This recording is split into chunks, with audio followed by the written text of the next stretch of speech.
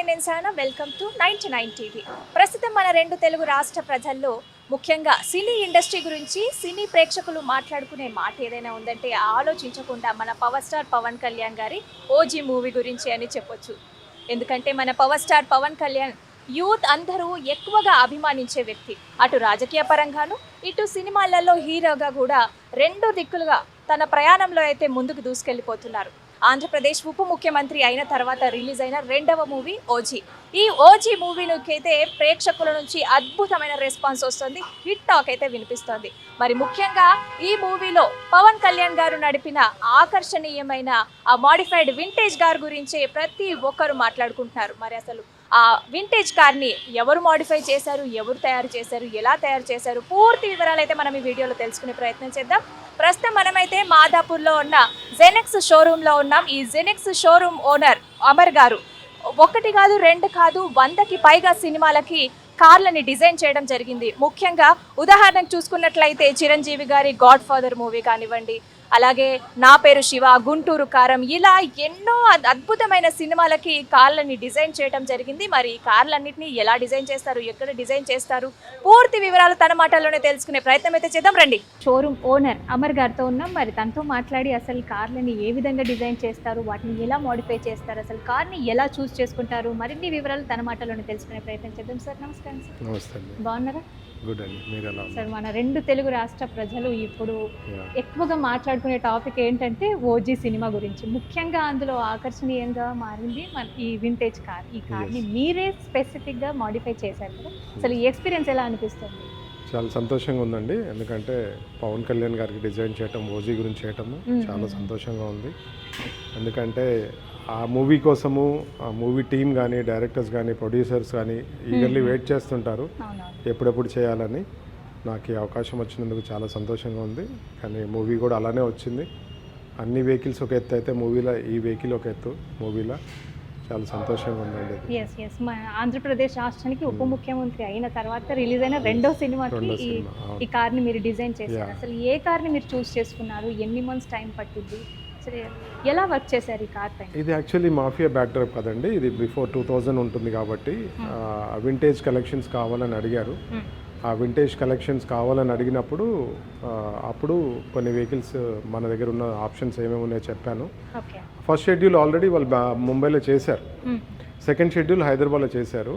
Same continuation అదే vehicles కావాల్సి వచ్చింది వాళ్ళకి. అప్పుడు సేమ్ ఇదే డాడ్జ్ వాడారు, బట్ మన దగ్గర ఉంది కలరు డిజైన్ వేరే ఉండే. వాళ్ళకి కావాల్సినట్టు మార్పులు చేర్పులు చేసేసి ఇచ్చాము అప్పుడు. ప్లస్ బ్యాక్ ఎండ్లో కూడా వెహికల్స్ చాలా ఇచ్చాము. జిప్సీస్ అప్పట్లో ఉన్నాయి, 2000 కన్నా ముందు ఉన్న వెహికల్స్ ఇచ్చాము, చాలా ఇచ్చాము వెహికల్స్. ఇప్పుడు ఓజీ మూవీకి కార్ డిజైన్ చేశారు, అలాగే ఓజీకి ఆటోమొబైల్ పార్ట్నర్గా కూడా అయ్యారు. ఈ ఎక్స్పీరియన్స్ ఎలా అనిపిస్తుంది? అలవాటు అయిపోయిందండి, అలవాటు అయిపోయింది. ఎందుకంటే ఇది అంటే ప్రతి సినిమా మాకు ఒక ఎక్స్పీరియన్స్.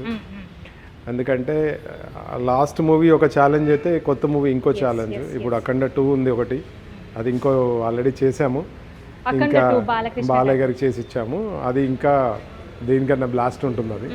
ఎందుకంటే దాంట్లో ఎలివేషన్ షాట్స్ ఉంటాయి, బోయపాటి గారి స్టైలు, బాలయ్య గారి క్రేజ్, కాబట్టి ఇంకా అది ఇంకా డిఫరెంట్గా ఉండబోతుంది. అది చాలా మూవీస్ కి డిజైన్ చేశారు కదా, దగ్గర 100కి పైగానే అని విన్నాను.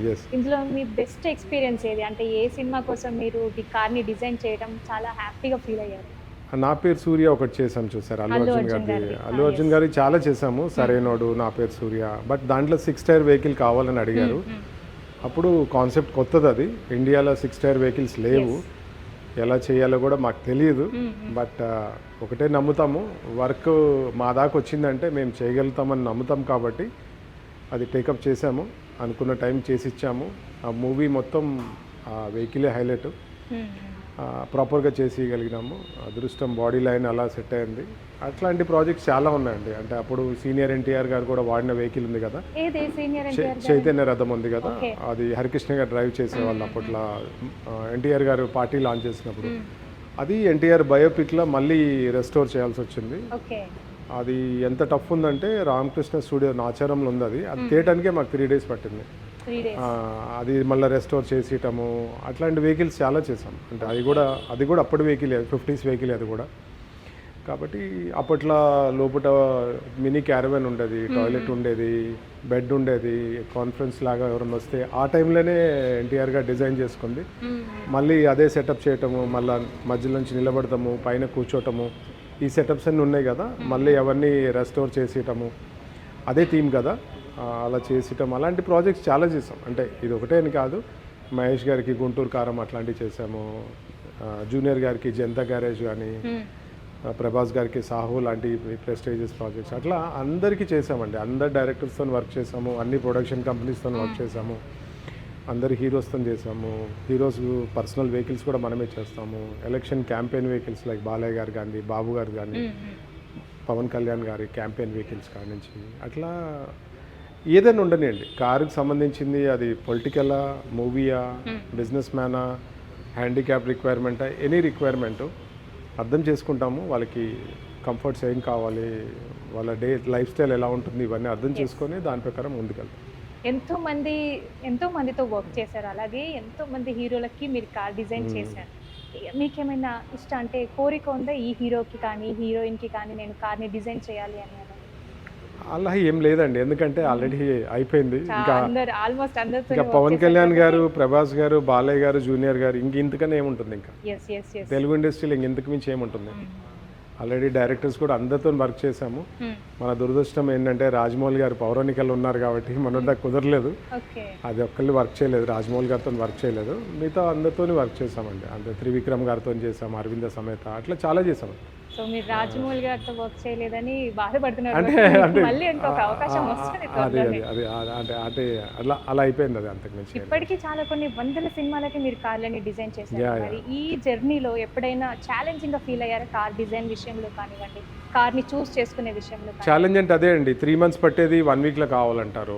ఎందుకంటే వాళ్ళు పీకల మీదకి వచ్చేదాకా టైము డిసైడ్ చేయరు, బడ్జెట్స్, టైము, దానివల్ల ఏమవుతుందంటే ఇవ్వాల్సిన అవుట్పుట్ సరిగ్గా ఇవ్వలేకపోతున్నాం. ఎందుకంటే ఫస్ట్ ఆఫ్ ఆల్ బడ్జెట్ అనేది ఉంటుంది, బట్ బడ్జెట్ అనేది మ్యాచ్ చేయగలుగుతాము, బట్ టైం ఇవ్వకుండా, బడ్జెట్ ఇవ్వకుండా, ఏది క్లారిటీ లేకపోతే అక్కడ ఛాలెంజింగ్ టాస్క్ అవుతుంది మాకు. దగ్గర ఎంత ఖర్చు వస్తుంది అసలు డిజైన్ చేయడానికి? డిపెండ్స్ అండి, 50,000లో చేసినవి ఉన్నాయి, 20 lakhsలో చేసినవి ఉన్నాయి ప్రాజెక్ట్స్. వాల్టైర్ వీరియా ఉంది, మూవీ అంతా మనమే చేసాం, అది ఆల్మోస్ట్ 20 lakhs పైన అయింది. అట్లా అండి, డిపెండ్స్. ఇప్పుడు మూవీ షూటింగ్ కి మొత్తం ఒక కార్ సరిపోతుందా, లేకపోతే సేమ్? అలా ఉండదండి, అలా ఏముండదు. హీరో వాడతారు, హీరోయిన్ వాడుతుంది, విలన్ వాడతారు, బ్యాకప్ వెహికల్స్ వాడతారు, ఫారెస్ట్ ఉంటే చేజింగ్స్ ఉంటాయి, అట్లాంటి వెహికల్స్ ఉంటాయి, డిఫరెంట్ పర్పసెస్ ఉంటాయి, డిఫరెంట్ పర్పస్. ఇప్పుడు సినిమాలలో చూపిస్తుంటారు కదా కార్లు పేలిపోవడం, కాలిపోవడం, అలాంటివన్నీ, అవి కూడా మీ దగ్గర నుంచి డిస్ట్రిబ్యూట్? అది నేను చేయనండి, ఎందుకంటే అది కొంచెం అంటే మనం దాంట్లో డిజైన్ వర్క్ ఉండదండి. దాంట్లో ఏంటంటే ఉన్న పార్ట్స్ అన్ని లోపలన్నీ తీసేసి హాలో చేసేసి వెహికల్ వాళ్ళు బ్లాస్ట్ చేస్తారు. దాంట్లో మనం చేసే డిజైన్ వర్క్ ఉండదు కాబట్టి నేను చేయను. అంటే వెనకాల ట్రావెల్స్ వెహికల్స్ ఉంటాయి కదా, అంటే విలన్ వెనకాల ఫాలోయింగ్ వెహికల్స్, అట్లాంటివి నేను చేయనండి. ఐ ఓన్లీ డిజైన్ ఫర్ ఏదైనా స్పెషల్ వర్క్ ఉన్న హీరో, హీరోయిన్, విలన్కి ఎలివేషన్ షాట్స్ ఉంటాయి కదా, అలాంటివే నేను చూస్తాను అనమాట. ఎందుకంటే అది ఎవరైనా చేయగలుగుతారు కాబట్టి నేను టచ్ చేయను. ఎందుకంటే దాంట్లో మనీ కోసమే కాదు కదా మనం చేసేది, మనం చేసే దాంట్లో అది ఉండాలన్నమాట. అసలు మీకు ఈ కార్లని డిజైన్ చేయాలన్న ఆలోచన ఎప్పుడు వచ్చింది, ఆ తర్వాత ఎలా మొదలు పెట్టారు అసలు? ముఖ్యంగా ఇక్కడ మాదాపూర్లోనే ఎందుకు స్టార్ట్ చేశారు? లాంగ్ జర్నీ అండి ఇది. 2005లో మా ఫస్ట్ స్టోర్ బాలయ్య గారు ఓపెన్ చేశారు, అప్పటి నుంచి జర్నీ స్టార్ట్ అయింది. ఇంకా అప్పటి నుంచి స్టార్ట్ అయింది. అంటే నేను స్టార్ట్ చేయడానికన్నా మీరు వచ్చి నాకు ఈ ప్రాబ్లం ఉందంటే దాన్ని అర్థం చేసుకొని అలా అలా అలా గ్రో అయిపోయినా మనం. అంటే నేను ఏది చేయాలని చేయలేదు, అన్ని రిక్వైర్మెంట్, మూవీ రిక్వైర్మెంట్స్, వాళ్ళు ఇది కావాలంటం వల్ల అది ముందుకు వెళ్ళిపోయిందండి. అంటే మూవీస్ కోసం కార్లని మీ దగ్గర ఉన్న వాటిని వాళ్ళు చూస్ చేసుకుంటారా, లేకపోతే వాళ్ళ అలా ఏమి ఉండదండి. స్టోరీని బట్టి కొన్ని ఉంటాయి, కొన్ని బడ్జెట్ బట్టి ఉంటుంది, కొన్ని మన దగ్గర ఉన్నట్లు అట్టు ఉంటాయి, డిపెండ్స్ అండి. ఒక్కొక్కళ్ళు ఒక్కొక్క రిక్వైర్మెంట్ ఒక్కొక్కటి ఉంటుంది. అంటే ఎలా వాళ్ళే డిజైన్ చేస్తారు? అంటే మీకు డిజైన్ మీకు ఇస్తారా, కార్ ఇలా ఉండాలి, మాకు డిజైన్ ఇలా ఉండాలి? వాళ్ళు కాన్సెప్ట్ చెప్తారు, అంటే ఎవరి కోసం అనేది చెప్తారు, కాన్సెప్ట్ హీరోకా విలన్కా అనేది కాన్సెప్ట్ చెప్తారు, దాని ప్రకారం మనం తీసుకెళ్తాం, ముందుకు తీసుకెళ్తాం. 20 years లాంగ్ జర్నీ కదా, ఎలా ఉంది మరి బిజినెస్? ప్రాఫిట్ ఉందా, లాస్ ఉందా, ఎలా ఉంది? కంఫర్టబుల్ ఉన్నామండి. I don't say profit, I don't say loss, comfortable అసలు మీ జర్నీలో అంటే వెరీ స్టార్టింగ్ స్టేజ్లో కానివ్వండి, మిడిల్లో కానివ్వండి, లాస్ వచ్చినప్పుడు ఎవరైనా మీకు హెల్ప్ చేశారు? ఉంటాయండి, కిందికి మీదకి ఉంటాయి కదా, బిజినెస్ అన్నప్పుడు అన్నీ Up and ఉంటాయి, downs ఉన్నాయి. అన్నీ ఉంటాయి. అట్లా ఓవర్కమ్ అవుతూ వస్తున్నాము. బట్ లక్కీలీ ఏంటంటే మనకి ఎక్కడ కూడా కష్టం వచ్చినా మనల్ని బౌన్స్ అయినాము. ఎందుకంటే 99 నా కాలేజ్ అయిపోయిన తర్వాత I started journey with my job అండి 4000 నుంచి. ఆ స్టేజ్ నుంచి వచ్చినాను కాబట్టి మళ్ళీ పడినా మళ్ళీ ఆ స్టేట్కి బౌన్స్ అయ్యగలుగుతానని నాకు ధైర్యం, నమ్మకం ఉంది. కాబట్టి నాకు ఇబ్బంది లేదండి. అంటే ఐ కెన్ డూ ఎనీవేర్. మీరు ఫారెస్ట్లో బిజినెస్ చేయమన్నా, జంగిల్లో కూడా నేను బిజినెస్ చేయగలుగుతాను. ఆ నమ్మకం నాకు ఉంది కాబట్టి నాకు ఇబ్బంది లేదు. ఇప్పుడు ఈ డిజైనింగ్ విషయంలో ఎవరిని మీరు ఆదర్శంగా తీసుకుంటారు? ఎవరు అనే దానికన్నా వాళ్ళకి కావాల్సింది అర్థం చేసుకుంటాను. వాళ్ళకి ఏం కావాలి, వాళ్ళ ఫైనాన్షియల్స్ కానీ ఎవరి కోసం వాళ్ళు అడుగుతున్నారు, పలానా వ్యక్తికి ఏం కావాలనేది ముందు అర్థం చేసుకుంటాను. దాని తర్వాత ఇంకా డే అండ్ నైట్ దాని గురించి ఆలోచిస్తుంటాను. ఇది ఎలా చేస్తే బాగుంటుంది, ఇలా చేస్తాను, నా మైండ్లో నేనే రీథింక్ చేసుకుంటుంటాను. ఇంకా నేనే ఇన్వాల్వ్ అవుతాను కాబట్టి వర్క్ చేసేటప్పుడు ఇలా కాదు అలా అన్నప్పుడు చేస్తుంటాను. కాబట్టి ఏది కూడా చేయటం అండి, అలా చేయటం చేస్తున్నాను. బట్ సక్సెస్ రేట్ ఈజ్ 99% ఉంది. ఎక్కడ కూడా ఫెయిల్ కాలేదు. అది ఒక అదృష్టం అనుకోండి. అంటే మన ఆలోచన, చేసే విధానం అన్నీ మ్యాచ్ అయినాయి. మా స్టాఫ్ సపోర్ట్ ఉంటుంది, కస్టమర్ సపోర్ట్ ఉంటుంది, అన్నీ ఉంటాయి.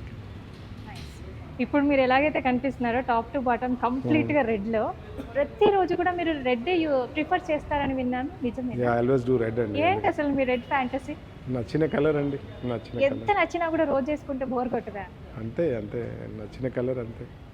ఏంటంటే ఎన్ని ఇయర్స్ నుంచి మీరు ఇలా రెడ్ కలర్ లో? ఆల్మోస్ట్ 10+ అయిపోయిందండి. 10+ అయిపోయింది. అంటే అసలు ఏంటి అసలు మీకు రెడ్ ఫ్యాంటసీ కారణం ఏంటి? ఫస్ట్ స్టోర్ స్టార్ట్ చేసినప్పుడు రెడ్ థీమ్తో స్టార్ట్ చేసాం 2005లో. ఇంకా అలా అలా అలా అలా ఇంకా అది ఎక్కేసింది మైండ్లోకి. ఇంకా అది రెడ్ అలానే క్యారీ ఫార్వర్డ్ చేసి. అంటే రెడ్ అంటే డేంజర్కి గుర్తుగా చూపిస్తుంటారు కదా. రెడ్ని క్యారీ చేయడం అంత ఈజీ కాదండి.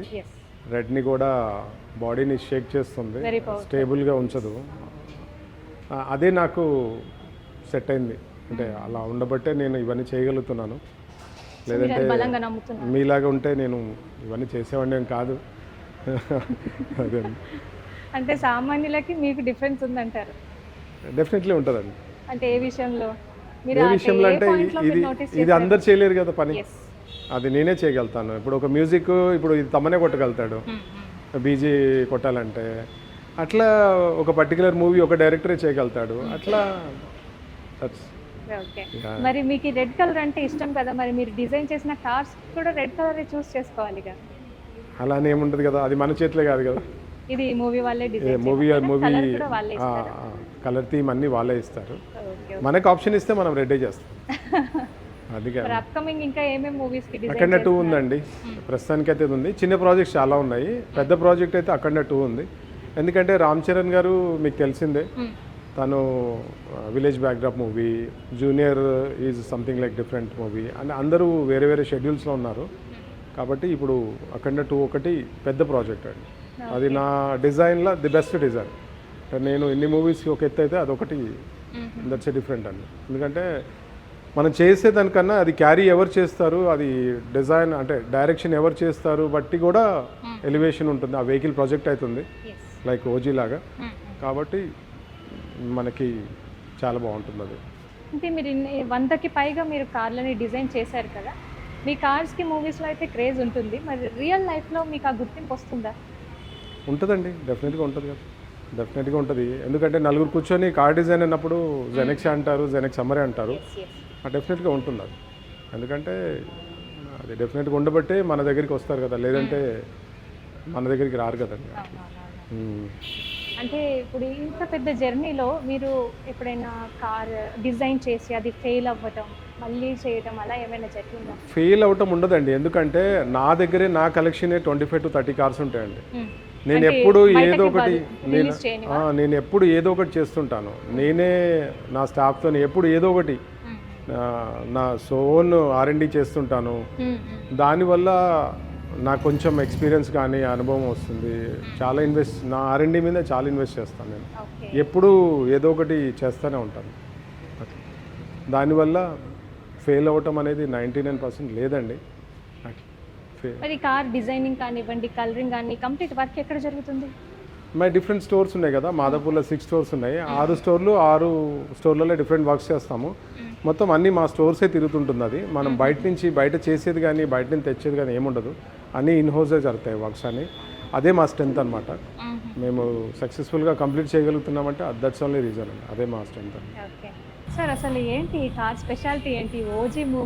ఓజీ మూవీకి ఎంత క్రేజ్ ఉందో, ఓజీ మూవీలో పవన్ కళ్యాణ్ గారు డ్రైవ్ చేసిన ఈ కార్కి కూడా అంతే క్రేజ్ ఉంది. అసలు ఈ కార్ స్పెషాలిటీ ఏంటి, ఏం కార్ ఇది, డీటెయిల్స్ పూర్తిగా ఒకసారి. మూవీలో చాలా వెహికల్స్ వాడారండి, బట్ డాడ్జ్ ఇది 1955, దీనికి ఉన్న క్రేజ్ వేరు. బ్రాండ్ వాల్యూ అనుకోండి, ఒక 70 years వింటేజ్ కలెక్షన్స్ కాబట్టి దీనికి ఉన్న వేరు. బట్ ఆ క్యారెక్టర్ కూడా ప్రకాష్ రాజ్ గారు వాడిన క్యారెక్టర్ కూడా దట్స్ ఇంప్రెస్డ్ అనమాట. అది మూవీలో క్యారెక్టర్ కూడా బాగా వచ్చింది కాబట్టి, పవన్ కళ్యాణ్ గారి తర్వాత ప్రకాష్ రాజ్ గారి క్యారెక్టర్ కాబట్టి చాలా దానికి ఒక ఇది ఉందన్నమాట. ఎందుకంటే ఎలివేషన్ షాట్స్ ఉంటాయి కదా, ఆ ప్రకాష్ గారికి ఈ కార్ చాలా హెల్ప్ చేసింది.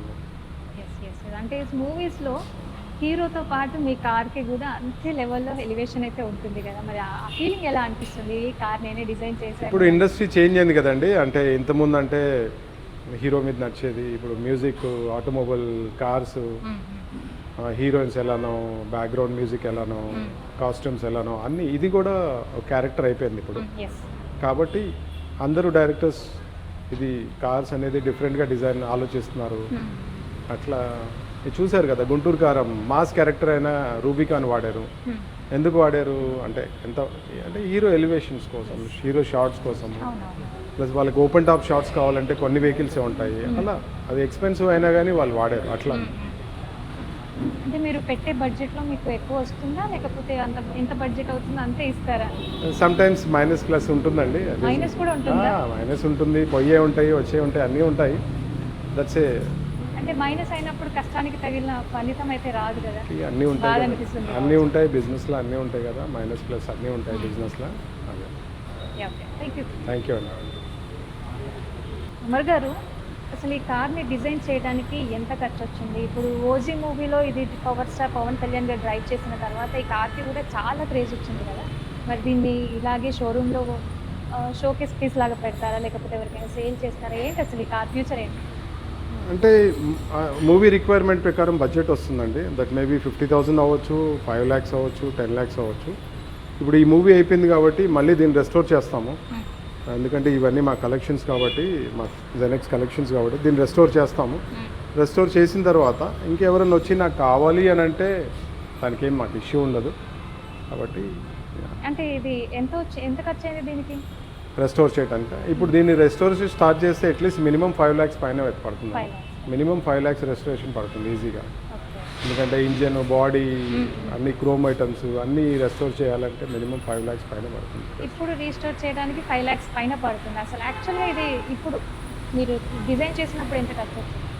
డిజైన్ మొన్న ఓజీకి చేసినప్పుడు 2 lakhs పట్టింది ఖర్చు. దాని తర్వాత ఇంకా పర్ డే వాళ్ళకి డిజైన్ వాళ్ళు అడిగిన డిజైన్ చేసి వాళ్ళకి పర్ డే లాగా ఇచ్చాను అనమాట. ఎన్ని డేస్ షెడ్యూల్ అయితే అన్ని డేస్. అంటే ఇప్పుడు దీనికైతే 2 lakhs అయింది. మీ దగ్గర డిజైన్ అవ్వే కార్స్కి మినిమం ఎంత ఉంటుంది?